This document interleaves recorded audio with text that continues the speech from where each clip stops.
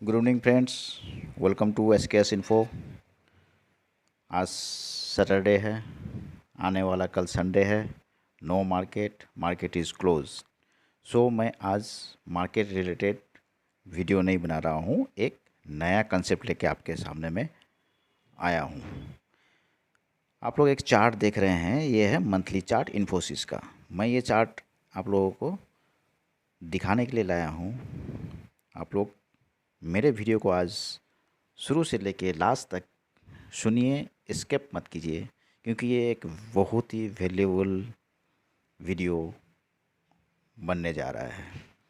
आज का वीडियो का कंसेप्ट है mutual fund versus share market direct investment, which one is better and how. अब मैं आप लोगों को डिटेल में बताता हूँ what is mutual fund.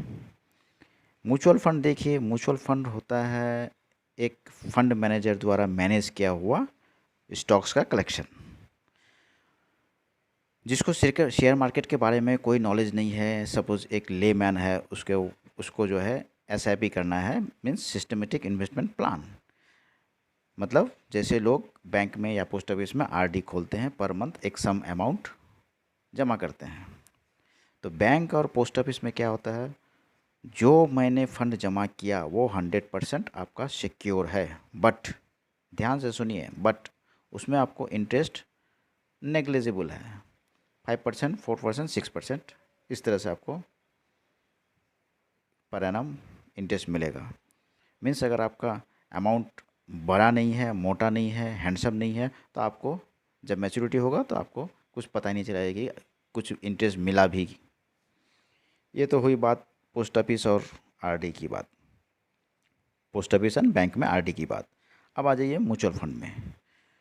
Mutual fund में क्या होता है, अगर आपका सिलेक्शन अच्छा हुआ, सिलेक्शन मीन्स किस म्यूचुअल फंड में, mid cap, small cap, growth fund, कई तरह के उसमें फंड्स होते हैं, किस म्यूचुअल फंड में आपको इन्वेस्ट करना है। आप जाइएगा कोई म्यूचुअल फंड कंपनी में, जैसे HDFC में चले गए, तो उसका मैनेजर आपको वो वहाँ पे बोलेगा जहाँ पे उसका एक टारगेट रहता है।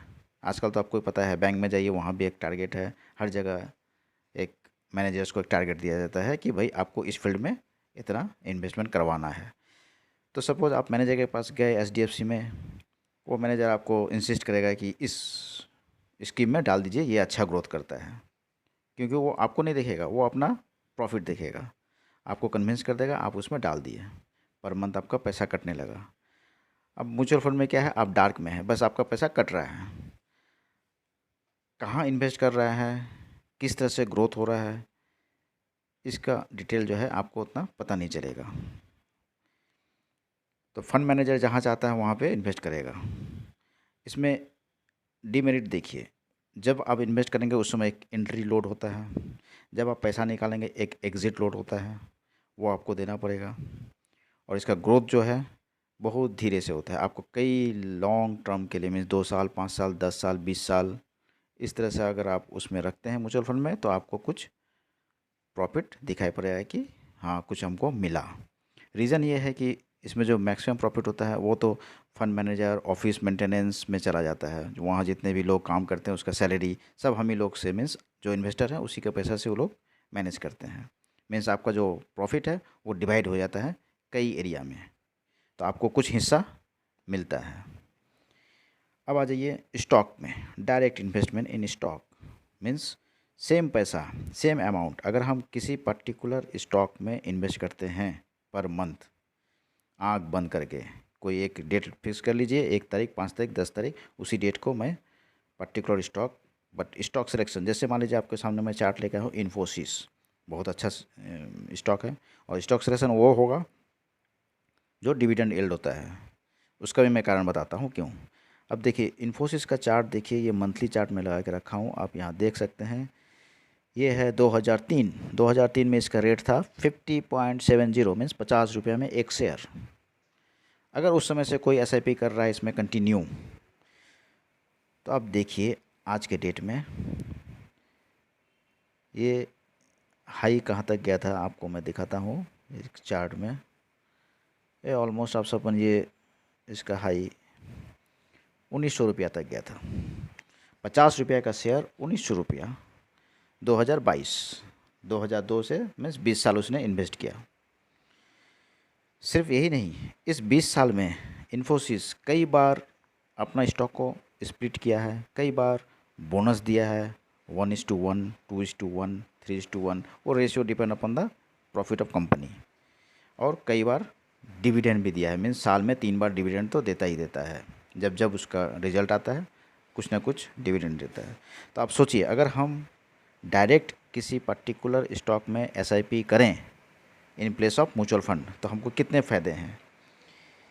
कोई एंट्री लोड नहीं, कोई एग्ज़िट लोड नहीं। मैं चार्ट देख के अपना फ़ंड को देख सकता हूँ कि भाई मेरा फ़ंड किस तरह से ग्रोथ कर रहा है।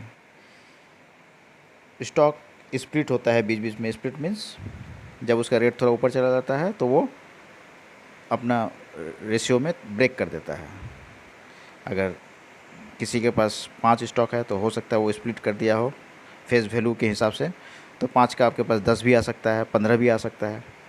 फिर उसके बाद बोनस भी देता है और उसके बाद आपका अकाउंट में डिविडेंड रेगुलरली क्रेडिट होते रहता है। अब मैं आपको एक चीज़ बताता हूँ, विप्रो, आप लोग सुने भी होंगे विप्रो। जिस समय स्टार्टिंग में आईपीओ आया था उस समय अगर एक्स अमाउंट कोई इन्वेस्ट किया होगा तो आज वो करोड़ों में है, जबकि म्यूचुअल फंड में ऐसा कतई नहीं होने वाला है। तो ये है डायरेक्ट इन्वेस्टमेंट इन स्टॉक्स लाइक आरडी। मैं ये नहीं बोल रहा हूँ कि आपको ज़्यादा पैसा डालना है, डालना वही पैसा है जो आप लोग एसआईपी कर रहे हैं, वही सेम पैसा आप पर्टिकुलर स्टॉक में, बट स्टॉक सिलेक्शन आपका अच्छा होना चाहिए। तो आप लोग आंख बंद करके उस स्टॉक में डाल सकते हैं जो डिविडेंड यील्ड है। आप लोग गूगल में जाइए, सर्च मारिए, आप लोग को मिल जाएगा। मैं आप लोग को बता देता हूँ, इन्फोसिस, टीसीएस, कोल इंडिया, आईओसी, एनएमडीसी, ये जितने भी स्टॉक्स हैं, आपका बजाज ऑटो है, हीरो मोटोकॉर्प है, ये सब डिविडेंड यील्ड है। तो इसमें से सबसे अच्छा जो है मैं मेरे हिसाब से कोल इंडिया और आईओसी है, क्योंकि अच्छा खासा ये लोग वो देते हैं, डिविडेंड देते हैं, बोनस भी देता है और स्टॉक का वैल्यू कम है। मीन्स आप नंबर ऑफ़ स्टॉक्स ज़्यादा खरीद सकते हैं कम पैसे में। तो फ़िलहाल इतना ही मैं आप लोगों को बता रहा हूँ डिफरेंस। बाकी डिटेल में नेक्स्ट वीडियो में आप लोगों को और बताऊँगा डिटेल में, क्योंकि आज शॉर्टेज ऑफ टाइम है और कुछ टेक्निकल इशू है, जिसके कारण मैं वीडियो को लंबा नहीं बना रहा हूँ। तो इन ए नटसेल, जिसके पास टाइम नहीं है या चार्ट देखने का समय नहीं है या ज़्यादा कुछ लफड़ा सोचने का समय नहीं है, तो वो म्यूचुअल फंड में इन्वेस्ट कर सकते हैं, बट लॉन्ग टर्म के लिए करना पड़ेगा, तब आपको कुछ प्रॉफिट दिखाई पड़ेगा। और अगर आप डायरेक्ट वही सेम अमाउंट म्यूचुअल फंड में ना डाल के पर्टिकुलर स्टॉक में डालते हैं, तो आपको क्या करना पड़ेगा, आपको एक डीमैट अकाउंट खोलना पड़ेगा। आप वॉच लिस्ट में कुछ सिलेक्टेड स्टॉक्स रख दीजिए, सपोर्ट रेजिस्टेंस का नॉलेज ले लीजिए थोड़ा सा, जिस समय सपोर्ट पे आता है उस समय डालिए। एक्स्ट्रा मनी आप डाल सकते हैं, और नहीं है कुछ नहीं करना, आप फिक्स कर लीजिए कि भाई हमको 2 तारीख को 2000 इन्वेस्ट करना है उस स्टॉक में। रेट कुछ भी रहे, आप आंख बंद करके इन्वेस्ट कीजिए। दिस इज़ माई गारंटी कि आपको म्यूचुअल फंड से मल्टीपल टाइम्स इसमें प्रॉफिट होगा। अब मैं आपको कुछ ऐसे स्टॉक्स दिखा रहा हूँ। मेरे एक इन्वेस्टर है, मेरा एक फॉलोअर है, उसका मैं आपको अकाउंट दिखा रहा हूँ। हालांकि वो मना कर रहा था दिखाने के लिए प्राइवेसी के कारण, फिर भी मैं रिक्वेस्ट करके आप लोगों के लिए मैं दिखा रहा हूँ। देखिए, ये अदानी उसने इन्वेस्ट किया है, आप लोग देख सकते हैं। क्वांटिटी 56 है, एवरेज रेट है 801 और आज का रेट है ₹2500। मीन्स आप देख सकते हैं 200%। कोई भी म्यूचुअल फंड आपको इतना परसेंटेज इतना कम समय में देगा नहीं। ये मात्र एक दो साल का उसका होल्डिंग है, ये 200%। फिर आ जाइए अदानी ग्रीन, 970 का उसका बाई रेट है और आज चल रहा है 2174। Percentage of profit 123%।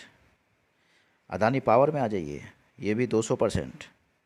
अब दूसरा स्टॉक ले लीजिए अदानी छोड़ के, एफएल में देखिए 16%। बजाज फाइनेंस में आ जाइए 62%। दीपक नाइट्राइट 82%। आप ईज माई ट्रिप देखिए, ये भी 200%। आइसर मोटर देखिए 25%, स्कॉट देखिए 32%। हाँ, कुछ स्टॉक्स हैं जो नेगेटिव में हैं, तो मैं तो पहले से बोल दिया कि भाई स्टॉक सिलेक्शन आपका अच्छा होना चाहिए। अब इन्फोसिस में बता रहा था देखिए 25%, IRCTC 36%। आपको मैं कितना दिखाऊँ और बताइए। सारे जो हैं अब देखिए 62, टाटा पावर 62%, टाटा स्टील 43%। तो इस तरह से आप लोगों को मैं दूसरे का दिखा चुका हूँ स्टॉक होल्डर। आप लोग को अभी डिसीजन लेना है खुद को कि करना क्या है। शेयर मार्केट में डायरेक्ट SIP करना है या म्यूचुअल फंड में डालना है पैसा। पैसा आपका है, मैं तो अपना ओपिनियन बता दिया, डिसीजन इज़ योर्स। तो मेरे वीडियो को आप लोग ज़्यादा से ज़्यादा शेयर कीजिए, सब्सक्राइब कीजिए, ताकि इसी तरह से नए नए वीडियो आप लोगों के सामने मैं लाऊंगा और आप लोग अपना देख के उसको यूज़ कर सकते हैं। तो थैंक यू।